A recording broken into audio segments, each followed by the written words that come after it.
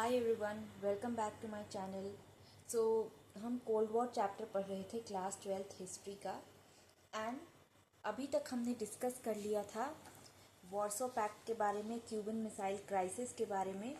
And now our next topic is detente. Now what is the meaning of this term detente? तो हमने एक topic पढ़ा था thaw in cold war, कि cold war में जो थॉ वाला पीरियड था वो क्या था। अब उसमें क्या देखा हमने कि एक टेम्प्ररी रिलैक्सेशन, एक temporary relief from cold war. थोड़े टाइम के लिए दोनों सुपर पावर्स ने अपने अपने डिफरेंसेस सॉर्ट आउट कर लिए थे थ्रू सम पॉलिसीज। अब नाउ ये डिटोंटे भी ऑलमोस्ट सिमिलर है, बट डिफरेंस सिर्फ इतना है कि ये एक परमानेंट रिलैक्सेशन है फ्रॉम कोल्ड वॉर। मतलब कोल्ड वॉर को परमानेंटली ख़त्म करने का एक तरीका है।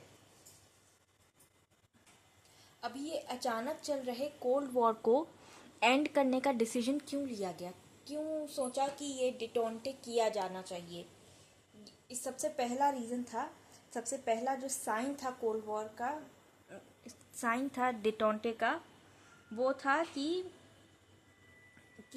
न्यूक्लियर वॉर हो सकता है, फियर ऑफ न्यूक्लियर वॉर।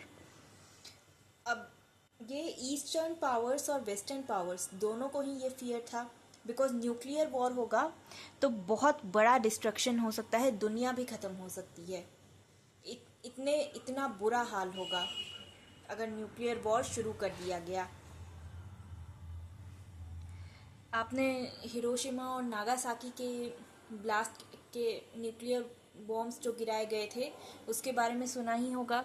तो उससे कहीं ज़्यादा बड़ा डिस्ट्रक्शन होगा अगर दोनों साइड्स ही अपने अपने न्यूक्लियर वेपन्स का इस्तेमाल करने लगे तो। और अलग अलग पावर्स के सारे जो पावर्स थे उनके अलग अलग रीजंस भी थे, अपने personal reasons. For example, China को अपने आइसोलेशन से बाहर आने की ज़रूरत थी। उन्हें लगा कि उनके लिए आइसोलेशन से बाहर आना होगा, फॉरेन पॉलिसीज़ में सपोर्ट करना होगा, फॉरेन पॉलिसीज़ में इन्वॉल्व होना होगा, इंटरनेशनल पॉलिटिक्स में इन्वॉल्व होना होगा, और रशिया के साथ रिलेशंस जो ख़राब चल रहे थे उसे इम्प्रूव करने की ज़रूरत है, because both of these country were communist countries.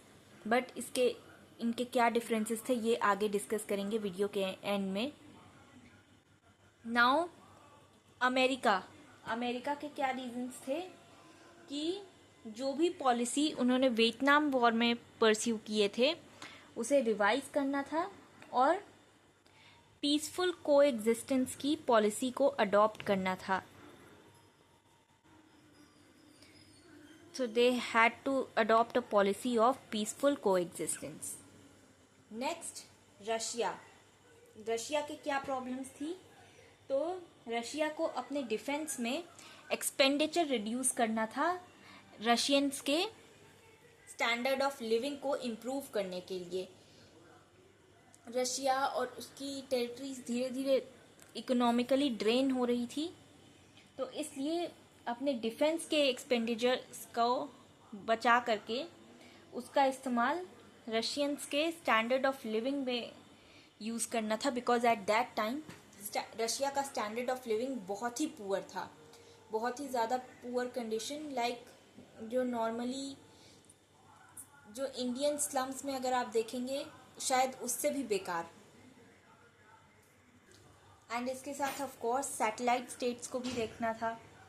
And now the next बहुत ही इम्पॉर्टेंट रीज़न वो था कि वेस्टर्न स्टेट्स को इस बात को लेकर के टेंस थे कि वो न्यूक्लियर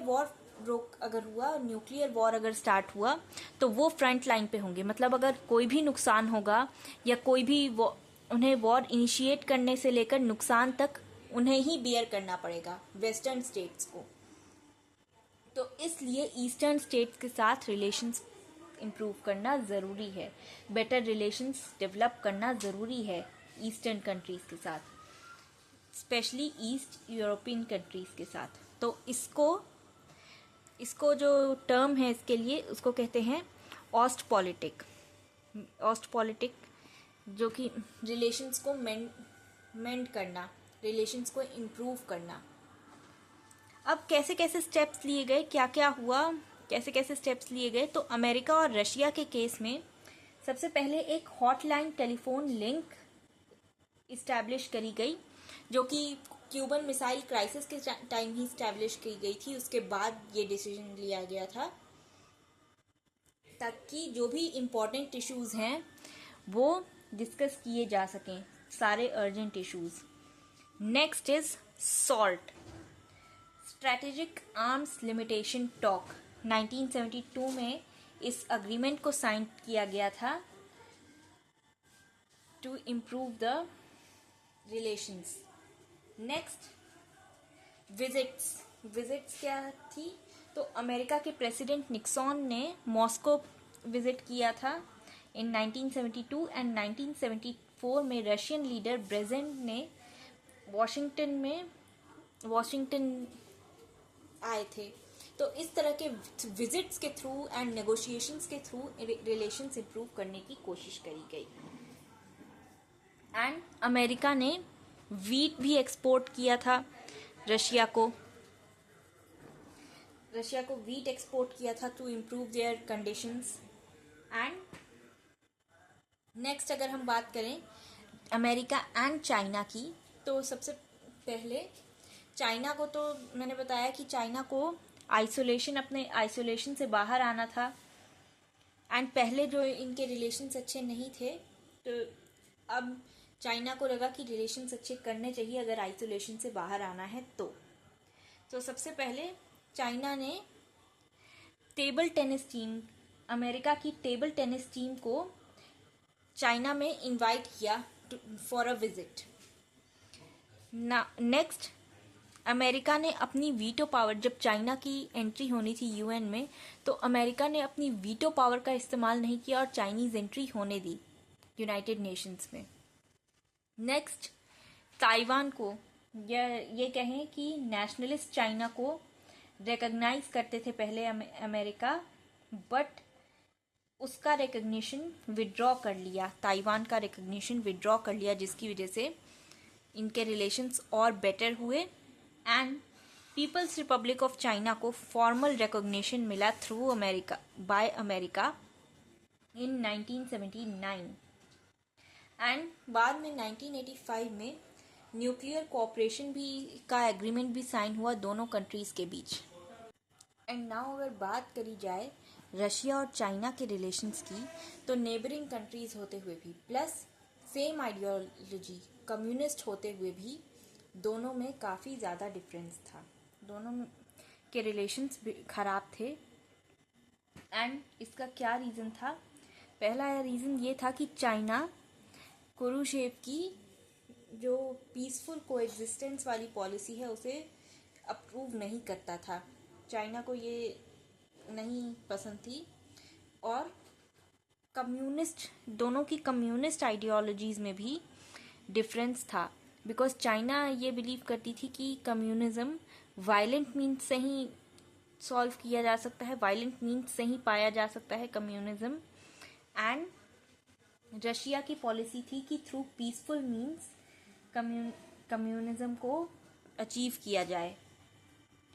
अब ये चाइना ने ये अक्यूज़ किया कि वो कार्ल मार्क्स और लेनिन की आइडियोलॉजीज़ को रशिया अपने फेवर में अपनी तरह से ढालने की कोशिश कर रहा है, अपने फेवर में जैसे जैसे उन्हें सही लगे वैसे वैसे फॉलो कर रहा है।